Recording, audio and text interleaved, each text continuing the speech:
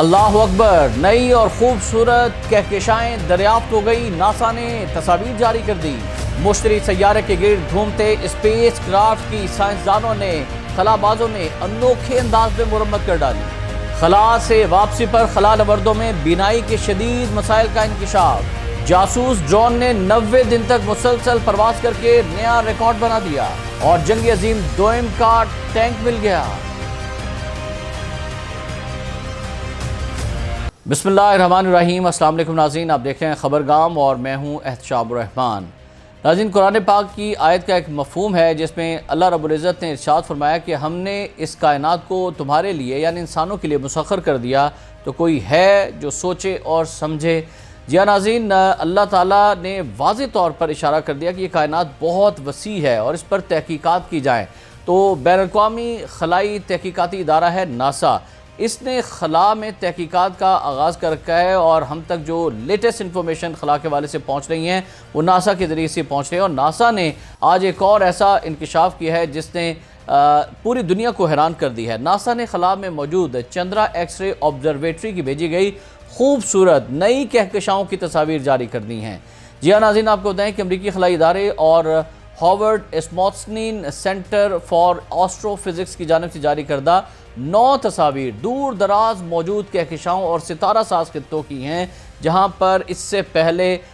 جو ہے وہ سائنسدان یا خلا نورد نہیں پہنچ سکے تھے یا تصاویر نہیں آ سکے تھیں۔ ان تصاویر کے لیے جیمز ویب اسپیس ٹیلیسکوپ اور ہبل اسپیس ٹیلیسکوپ جیسی خلا میں موجود دیگر دوربینوں سے حاصل شدہ ڈیٹا کو بھی شامل کیا گیا اور پیش کی گئی اس تصویر میں جو آپ دیکھ سکتے ہیں اوپر سے نیچے اور بائیں سے دائیں کی جانب اجرام کے نام بھی درج کیے گئے ہیں جو ہم آپ تک پہنچاتے ہیں کہ اس تصویر میں آپ دیکھ سکتے ہیں کہ N79 ستارہ ساز خطہ ہے جو 1,60,000 نوری سال کے فاصلے پر موجود ہے، جبکہ NGC 2146 خمدار کہکشاں جو 4,40,00,000 نوری سال کے فاصلے پر موجود ہے۔ اسی طرح IC 348 ملکی وے کہکشاں میں ستارہ ساز خطہ ہے اور M83 سدرن پن ویل کہکشاں کہلاتی ہے۔ M82 ارسا میجر میں موجود سیگار کہکشاں، یہ کہکشاں دیگر کہکشاؤں کے مقابلے میں 100 گنا زیادہ رفتار سے ستارے بنا رہی ہے اور NGC 1068 سیٹس میں موجود اسکوئڈ کہکشاں کہلاتی ہے۔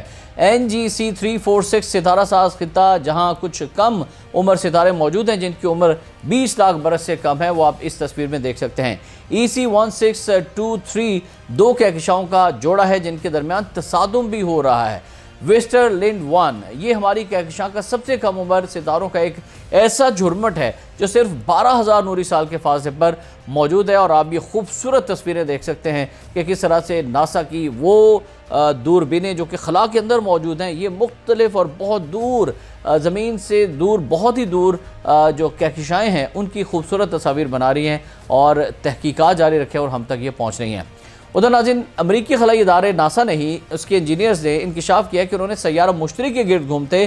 جونو اسپیس کرافٹ کے خراب کیمرے کی دور سے منفرد تکنیک انیلنگ کے استعمال کرتے ہوئے مرمت کر دی ہے اور 59 کروڑ 50 لاکھ کلومیٹر فاصلے پر موجود اس اسپیس کرافٹ کے ہارڈ ویئر کو تبدیل کرنے کے بجائے جو کہ ناممکن تھا، سائنسدانوں کی ٹیم نے قصداً کیمرے کے اندر کا درجہ حرارت بڑھا دیا تاکہ شعاعوں کے سبب ہونے والے نقصان کو ختم کیا جا سکے۔ جونو کیم جو کہ صرف 8 چکروں کے لیے ڈیزائن کیا گیا تھا حیران کن طور پر 45 سے زائد چکروں تک سلامت رہا، لیکن 47ویں چکر پر اس کی تصویر کا معیار بگڑ گیا۔ انجینئرز کو وولٹیج ریگولیٹر میں مسئلے کا شبہ ہوا جس کے لیے انہوں نے کیمرے کو 25 ڈگری سیلسیس تک گرم کرنے کا فیصلہ کیا جس سے سلیکون کی ساخت میں خوردبینی سطح پر تبدیلی واقع ہوئی اور یہ رسکی حل یا سولوشن وقتی طور پر کارگر ثابت ہوا اور مسئلے نے ایک بار پھر سر اٹھا لیا، جس کے بعد 2023 کے آخر میں مشتری کے چاند IO کے قریب سے پرواز سے قبل دوسری بار زیادہ درجہ حرارت پر انیلنگ کا عمل کیا گیا۔ ادھر ناظرین، اہم انکشاف ہوا ہے کہ ماہرین فلکیات کی ٹیم نے ستارے کے بلیک ہول سے بچ نکلنے کے نایاب منظر کا مشاہدہ کیا ہے۔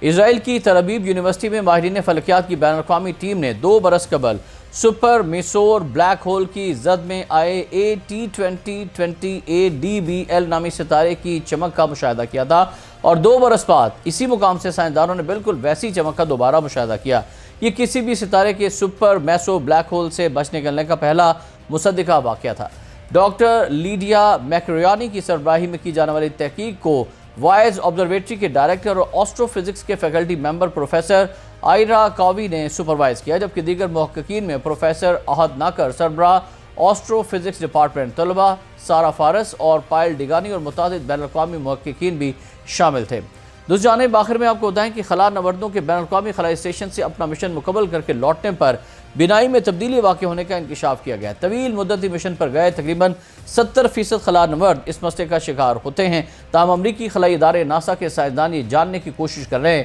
کہ خلا میں وزن کا کم ہونا کس طرح ہماری دیکھنے کی صلاحیت کو متاثر کرتا ہے۔ اس مسئلے کی نشاندہی ڈاکٹر سارا جانسن نے پہلی بار خلائی اسٹیشن سے اپنے 6 ماہ کا مشن مکمل کر کے لوٹنے پر کی۔ انہوں نے بتایا تھا کہ لانچ سے قبل جو تحریر ان کو بالکل صاف نظر آتی تھی وہ بعد میں دھندلی نظر آنے لگی۔ یہ مسئلہ صرف سارا کے ساتھ ہی پیش نہیں آیا بلکہ خلا نورد مسلسل بنیادوں پر پڑھنے میں مشکل، دور کی دھندلی نظر اور بینائی میں دیگر تبدیلیاں بتانے لگے، جو کہ ان کے زمین پر واپس آنے کے بعد برسوں تک انہیں متاثر کرتی ہیں۔ اس کیفیت کو space flight associated neuro ocular syndrome یا SAS کہا جاتا ہے، اور یہ طویل مدتی خلائی مشن کے لیے سب سے زیادہ تشویشناک صحت کا مسئلہ بن چکا ہے۔ پٹھوں کی کمزوری جیسے مسائل کے برعکس بینائی میں تبدیلی مستقل ہو سکتی ہے، اور اس مسئلے کی وجہ مائکرو گریوٹی معلوم ہوتی ہے۔ زمین پر کشش ثقل مسلسل فلوئڈز کو ہمارے جسم میں نیچے کی جانب کھینچتی ہے، اور خلا میں فلوئڈ جسم میں پھیل جاتے ہیں اور چہرے کے سوجنے اور کھوپڑی کے اندر دباؤ کے بڑھنے کا سبب بن جاتے ہیں۔ ناظرین، آخر میں آپ کو یہ بھی بتا چلیں کہ ایروسپیس ماہرین نے ایک ایسا جاسوس ڈرون متعارف کرایا ہے جو ایک پرواز میں کئی ماہ تک آسمان میں رہ سکتا ہے۔ امریکہ کی tech start up company Skydweller Aero نے نئی قسم کا یہ میری ٹائم جاسوس ڈرون فرانس کی دفاعی سسٹمز کی اسپیشلسٹ کمپنی تھیلیز کی شراکت سے بنایا ہے۔ تخلیق کاروں کے مطابق کاربن فائبر سے بنا یہ ڈرون 90 دنوں تک لگاتار پرواز کر سکتا ہے، جو کہ موجودہ طیاروں سے کئی گنا زیادہ ہے، اور پرواز کی آزمائش میں جہاں اس کا ابتدائی سنگ میل 3 ماہ کا ہے، اس سے معلوم ہوتا ہے کہ یہ طیارہ تقریباً مسلسل ہی پرواز کرنے کی صلاحیت رکھتا ہے۔ یہ براہ راست سورج سے توانائی لیتا ہے، لہٰذا اس کو ایندھن بھروانے کے لیے زمین پر اترنے کی ضرورت بھی نہیں ہوتی۔ اور آپ کو یہ جان کر بھی حیرانی ہوگی کہ جنگ عظیم 2 میں تباہ ہونے والا جاپانی نیوی ڈسٹرائر ڈوبنے کے 82 برس بعد بحر الکاہل کی تہہ سے دریافت کر لیا گیا ہے۔ ناظرین، جاپانی نیوی کا ٹیروزوکی نامی ڈسٹرائر 1942 میں اس وقت ڈوبا جب وہ سولومن آئی لینڈز میں سپاہیوں کے لیے سامان لے کر جا رہا تھا۔ 134 میٹر لمبا ٹیروزوکی جاپانی نیوی کا دوسرا کیزوکی کلاس ڈسٹرائر تھا، جس کو ایئر سرچ ریڈار کے ساتھ بنایا گیا تھا۔ یہ جہاز دسمبر 1942 میں امریکی ٹارپیڈو لگنے سے ڈوبا تھا، اور ٹارپیڈو لگنے کے بعد دھماکے سے جہاز کا ریڈار اور پروپیلر کی ایک شافٹ تباہ ہو گئی تھی، جس سے جہاز غیر فعال ہو گیا تھا۔ بعد زدہ ایندھن کے ایک ٹینک میں آگ لگی، جس سے اسلحے میں آتش زدگی ہوئی اور ایک دھماکے کا سبب بنی تھی، اور یہ ڈوب گیا تھا۔ ناظرین، آج کے اس ولاگ سے فی الوقت اتنا ہی۔ احتشام الرحمان کو اجازت دیجیے گا۔ اللہ حافظ۔